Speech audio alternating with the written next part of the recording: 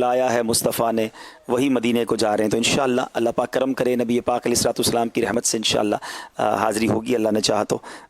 نگران شورا کی آمد مرحبا. حضور کیسے ہیں آپ, ٹھیک ہیں؟ الحمدللہ رب العالمین. ماشاءاللہ طبیعت ٹھیک ہے آپ؟ اللہ کا کرو. ماشاءاللہ. چلیں جی کالز دیجیے. محمد عمیر حمزہ اتاری واہ کینٹ سے عرض کر رہا ہوں. عبدالحبیب بھائی, میرا آپ کی بارگاہ میں سوال ہے. آپ سے اور تمام اراکین شورا سے عاشقان رسول محبت کرتے ہیں اور ان سے رابطے کے خواہش مند بھی ہوتے ہیں. تو یہ ارشاد فرمائیے کہ اگر آپ کا نمبر کسی کے پاس ہو تو کیا آپ کی اجازت کے بغیر کسی اور کو دے سکتا ہے؟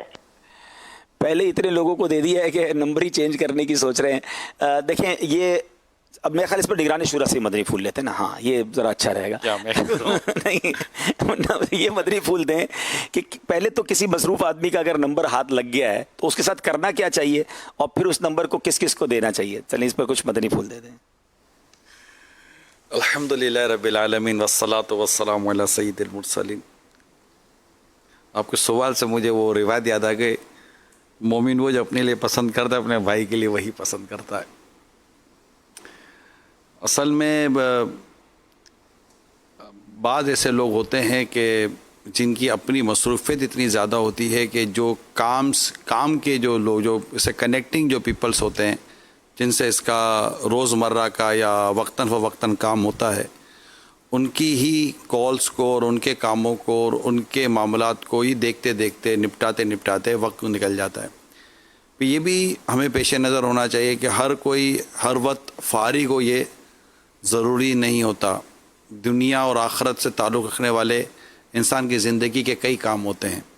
کاروبار بھی ہوتا ہے, گھر بار بھی ہوتا ہے, کھانا پینا ہوتا ہے, عبادات وغیرہ جو بھی ہو, تو یہ ساری چیزیں ہوتی ہیں. پھر مصروفیت ہوتی ہے.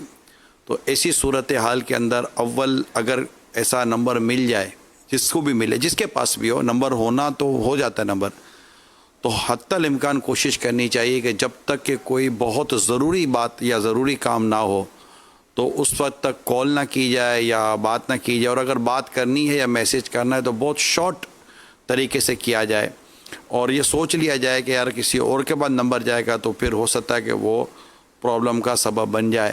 یہ تو ایسی ہوا نا کہ اگر کسی کے گھر کا پتہ ہے میرے پاس تو کیا میں ہر گھر میں تو داخل نہیں ہو جاتا نا, پہلے اجازت ہی لیتا ہوں. بہت سارے لوگوں کے گھر کے بارے میں پتہ ہے, تو اگر آپ کے پاس کسی کا نمبر ہے اور جیسے آپ نے فرمایا کہ آپ کو کام ہے تو آپ میسج کر دیں کہ آپ سے بات کرنی ہے, یا میسج پر ہی, ایسے میں اپنے لیے نہیں, ایسے بہت سارے مصروف لوگ ہوتے ہیں, تو آپ اگر ان کو ٹیکسٹ میسج میں اپنا مسئلہ بیان کریں گے نا تو وہ تھوڑا سا آسان رہتا ہے. ایسو کے بارے میں کیا ہوتا ہے, ایسو کے بارے میں نارملی لوگ بدقسمتی کے ساتھ بدگمانیاں کرتے ہیں کہ بڑا آدمی بن گیا ہے.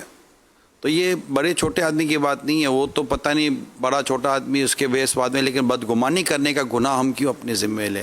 اللہ میں حسن زن کی نعمت سے مالا مال. مجھے ایک میسج آیا 54 منٹ کا, واٹس ایپ میسج 54 منٹ کا, اور اس کے نیچے لکھا تھا پورا ضرور سننا ہے آپ نے.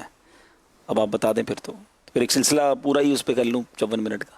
یعنی اگر آپ کو اپنی بات پہنچانی ہے تو یہ شارٹ میسج کا SMS کا مطلب کیا ہے؟ ہوتا ہے ایسا. مجھے ایک لیٹر آیا میل کے ذریعے طویل, جی, تو اب وہ اب میں چلو اس ڈیٹیل میں نہیں جاتا. البتہ احتیاط کرنی چاہیے اور حسن زن رکھنا چاہیے. مسلمانوں کے بارے میں حسن زن قائم کریں. حسن زنی من حسن عبادتی, اچھا گمان اچھی عبادت سے. امیل سنت تشریف لے آ چکے ہیں 10 بجے اذان, اور انشاءاللہ 10 بجے اذان کا وقت تھا, بس اب 10 بجے ہی